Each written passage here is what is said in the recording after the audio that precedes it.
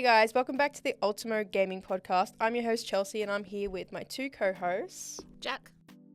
And Duane, how you going? Today's episode we are exploring our gaming 2x2. Our gaming 2x2 are a list of 4 games that we believe to represent us as people. Today we're going through my gaming 2x2.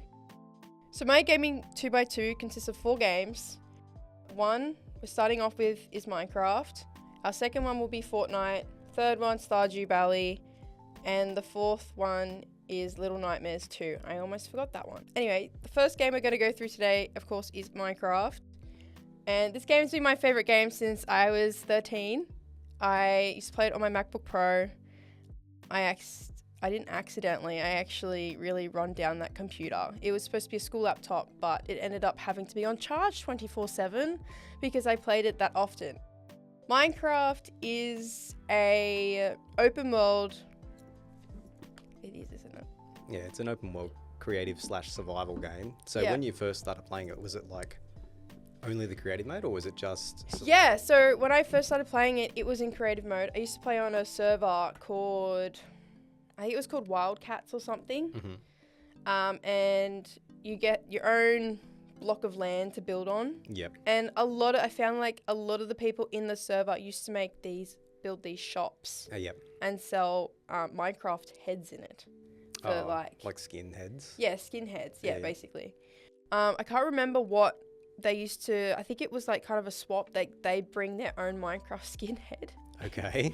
And then you'd give them a rare one or something. It's kind of like collecting Pokemon in a way, I guess. I don't know, I've never played Pokemon, but that's my take on it. And I guess it's a game for everyone. It's very cozy. You don't have to, like, if you end up leaving the game for, say, 6 months, you could come back and not forget that, you know, oh crap, say, for example, a level game. You rage quit because the levels is too hard, so you leave the game and then realize you come back 6 months later and you're like, I forget Yeah, what's happening with the what's world. happening. But Minecraft, you could literally just leave and then come back and continue building again. So do you play predominantly single player or do you play multiplayer? When I first started, it was single player, but now it's predominantly multiplayer. What do you prefer? Probably multiplayer. Yeah. I like jumping in a call with my friends. Is it because of the collaborative sort of effort or? In a way, yes. Like if you're building on farms and what's that called when you create a farm, for example, I don't know. Like a mob farm? A mob farm, for example. I think those you can work together with your friends on, but everyone has their own individual bases, and I think that you can join them all up together as well. Yeah. And I don't know, sometimes you might want to go mining with someone, and you're like, hey, look over here, there's a lush cave, or come over here, like I found a creeper spawner or whatever. You know? I always end up finding that when I go into it, I always find that it's a little bit like we always lose track of what we're doing. We end up like getting all the best gear and then all of a sudden it's just completely gone. Like we just like lose interest. But I always like building the base, if that makes sense. So when same. I really enjoy building the base. Like I try and make them like really elegant for no reason. And it's always made out of like the most premium sort of stuff. And the only time I end up going to the Nether is just to get glowstone. Yeah. So I really enjoy that. Do you play much Minecraft, Jac? I do, but I play almost solely in creative mode. Yeah. I'm a big fan of the building and really sort of testing the limits of what you can do with what are essentially a bunch of blocks. Yeah, exactly. Have you ever played survival mode? I have, and I do enjoy it, but for me, it adds a level of stress I don't necessarily want in my gaming. Find that you always have like your different type of Minecraft players. You've got the creative one, you've got the ones in survival, but the ones in survival, like there's so many different types of players in survival. You've got the ones that, as you said, building, creating a base. You've got the ones that are always like looking for things and then you've got the insane people that work with redstone. Yeah, I to this day I've never worked with redstone. Yeah, nuts. I'm like, you guys can do it. I just want to stay away from that. For me, it's like hard enough just to get a piston to work. You know what I mean? So I'm like, I just can't figure it out. Like, yeah, no. I think Minecraft is a beginner game, and I think anyone who's starting out should give it a go. And even if you're like 10 years into gaming, you should give it a go.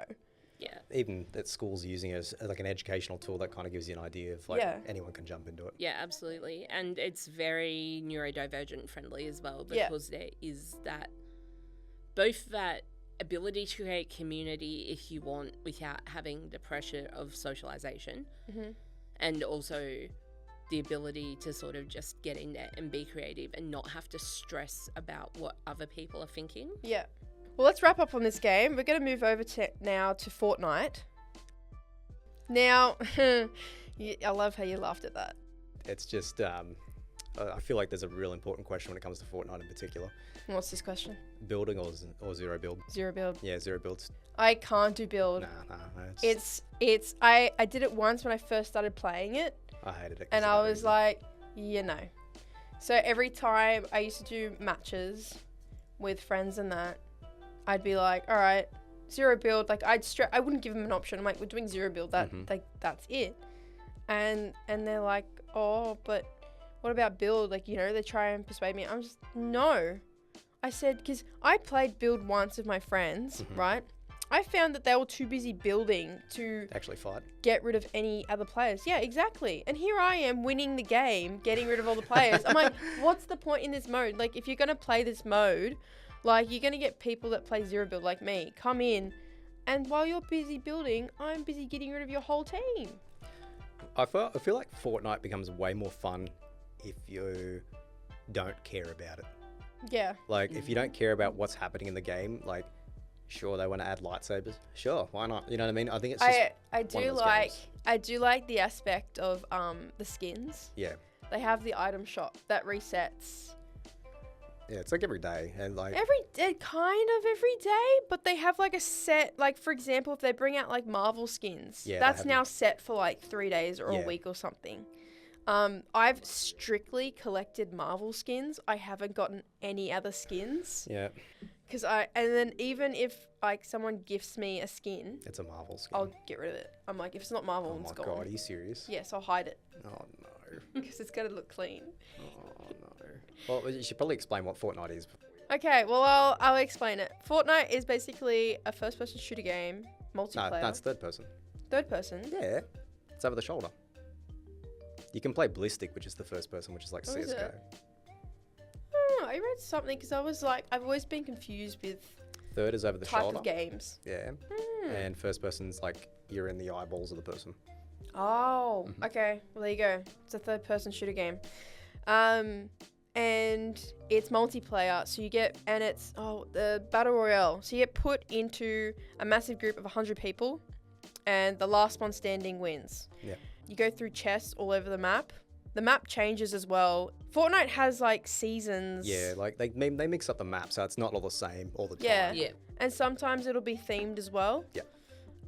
Like the one that I really liked was kind of like a dark world. Oh, is that like the Hades? Yeah, that one. Yeah, like it was like I enjoyed that. It was like mythological Greek gods. Yeah. And you could go into like the underworld where Hades, and there was the opposite end of the spectrum where there was like the heavens where Zeus and all that was. Yeah, it was pretty cool. Yeah, so you go all over the map and you get different variations of the guns as well. Like there's rare, legendary. I can't remember the others because all I know is that I represent the guns of the color of the gun. Uncommon, common, rare, mythic, legendary, and something else. It's something that it just. The better the color, the more damage it does, or the better it performs. Is essentially all you need to know. And it also has, believe it or not, dancing emotes. So I find a lot of people use it when they're about to load into the game, but then when they either win at the end of the game or they've got rid of a player mid-game, then you're going to see some player dancing in the middle of the field. And if you're questioning that, that's because they've just killed someone. It's mainly like pouring salt on the wound. Yeah. Literally. Like they've got sprays too, which is like, I feel like if someone does a spray, it's like the next level of like hate you can throw on someone. Literally. But yeah, no, it's well, I guess you'd see kids everywhere doing Fortnite dances because like it's just a famous dance that's been translated in the game. So yeah. My question about Fortnite would be, Are you somebody who needs to play with a group of people you know to enjoy it? Okay. I like that you asked this. So, when I first started playing Fortnite, I was playing solo all the time. Then, obviously, my friends were like, let's form a squad group. We form a squad group. But the fact that I've been playing solo for so long, I tend to walk off and leave the group. Yeah, I do the same. They're like, it's basically called like, okay, yeah. If you weren't aware, I stream on Twitch, and I go by Froggies, and basically they call it Saving Private Froggies when I run away, because I'm like on the other side of the map. Yeah. But no, So when you go down, they're like, we got to go rescue her. Yeah. So the answer to your question is I do a bit of both, but even if I'm in squads, I'm playing solo. Yeah. So I completely understand that because I'm the same. yeah. But yeah, no, it's a great game. We're going to move on to the next one. And the next one is Stardew Valley. I love Stardew Valley. Same. It's such a cozy game. And I always say to people, if they're interested in playing Stardew and they want to know about it, just think if Minecraft and Animal Crossing had a baby. That's the game. Yeah, there's a bit of stress behind it though. There's a bit of time management that you need to worry about. There is, yeah. And it's more about building the relationships with everyone. So actually, aside from being like a life sim farming sort of game, you can romance the townsfolk there. Yeah, you can. So this is a good question. Who'd you romance? Sebastian. Yeah. Emo. Yeah. I don't tend to play much with the romance mechanics. Because you can marry the other players? Yeah. When I play Minecraft, not Minecraft, Stardew. Stardew, I tend to be very focused on one aspect of the game. So I either go really down a farming run or really down a mining run. And I really enjoy that challenge element of like, try to complete the goals while doing minimum of anything else other than one activity. I do like that. I go through phases with it though. Like I'll start off going, I want my farm to be on point. Yeah. And then I go through a phase of like, I'm just going to mine every single day because there's so much stuff to get. Mm-hmm. And then you have the other group of like, I need to talk to everyone and find someone to romance. No, romance, sorry. Yeah, romance. To suck her in so they can work the farm. Yeah. But Sebastian's actually really hard to get like talking to. Yeah. Because he's either got his door shut all the time. Yeah. Or you go up to him and he's like, I don't want to talk to you. Yeah. See, when I play through it, I always go for Abigail or I go for Penny. Because I don't know, like, Emily's a little bit too strange for my tastes. Yeah. Just a little bit too unique. A little bit going on there, and then Haley's just Haley. Yeah, literally. Yeah. But yeah, no, it's like, it's interesting because I always try and rush because I guess the main objective is to like rejuvenate the community center, and I try and rush to get the greenhouse before winter. Yeah, I find a lot of people focus on that as well. I just thought of another one. Are you guys big on fishing on Stardew? Yeah. Yes. I've spent hours and hours standing there just fishing to get fish. That's a good way to make money, but like... Yeah, that's exactly why I do it. I get stressed out trying to catch the legendary fish. They're a pain in the ass. Oh my god, yeah. Do you play Stardew on PC or... PC. PC, yeah? PC or Switch. Yeah, I've got it on Switch as well, but... I've got it on Switch, but I've never played it on Switch. I use it if I'm going to or from places or something like that. Yeah. But PC is just good because you've got the quality of life mods, which make it a little bit easier. So you've got... The one I use is like the updated UI, which is just like, lets you know how much experience you need to your next level. It's just like really simple things. It'll tell you where people are on the map. Yeah. So you're not hunting around for them all the time. And I think it remembers all the gifts and everything as well. Yes. So like if you know a certain item some person likes it, it remembers all those. Oh, wow. So it makes it super easy. And if they hate an item, it'll actually register and say, don't give them that item. Oh, okay. Because I've looked into getting mods, but I've never, ever put mods on my Stardew. Is that something you would recommend? For that quality of life mod, yes. Yeah. And Definitely. the only other one I do is I have like anime portraits. So they look a little bit nicer, like aesthetic. Oh, wait. Yeah, I think I know what you're talking about. I think I've seen that mod. Yeah, they don't look like over stylized, but they're just like a little bit more less pixely, if that makes sense. Okay. But yeah, I'd say the mods are a way to go for it. Yeah. Okay, cool. Yeah, and it sort of adds new aspects to the game. Although I think the game in its base mode is actually endlessly replayable. And the fact that it's getting updated for like free, and it's been being updated like, what, 5 or 6 times since the original release. I just find it astonishing. It's a one-man show, literally. Yeah, no, it's great. Have you guys tried doing the multiplayer on it? Yeah, but it always ends in chaos. Yeah? So What type of chaos? It's just like we lose focus on what we're doing. So. Yeah, okay, fair. Yeah. Have you? I haven't. Have you actually played the board game version? I have the board game version as well. No, I and haven't. that really forces you to balance the way in which you're playing. Oh, okay. Yeah. Because you will get punished if you focus too much on one aspect of the game quite harshly. Right, okay. I should look into that. All right. We're going to move on to our next game called Little Nightmares 2. Now, out of all games you've listed, I don't know much about Little Nightmares. All I know is that it's like that little character. Is it like a platformer side-scroller? Yeah, it is. It's a platform horror adventure game. And it's based off this little character, I think 9 or 12 years old, a little girl, and she gets trapped in, I can't remember what the name of the place is called, but she also, like, there's a hospital she can get trapped in, someone's house, a library, and basically you've got to work your way through all these levels and but sneak around all the monsters.